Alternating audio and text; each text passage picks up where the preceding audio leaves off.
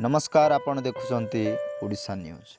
नवीन निवासरू ticket नेले दीपाली कहिले विजय नहीं मु संपूर्ण आशावादी। भुवनेश्वर नवीन निवासरू टिकेट नहीं फेरिले बीजेडी प्रार्थी दीपाली दास। टिकेट नेबा परे दीपाली दास प्रतिक्रिया रे कहिसंती जे मु मुख्यमंत्री को आशीर्वाद नहीं विजय नहीं मु संपूर्ण आशीर्वाद।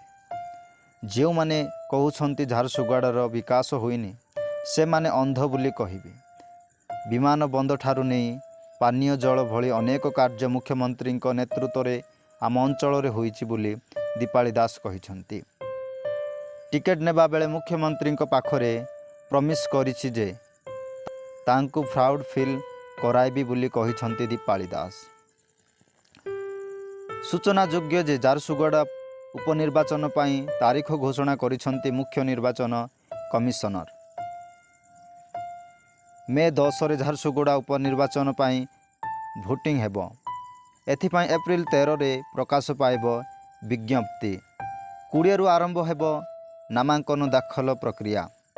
21 रु 23 मध्य रे प्रार्थीपत्र जांच प्रक्रिया शेष हेबो। एप्रिल 24 प्रार्थीपत्र प्रत्याहार रे शेष तारीख।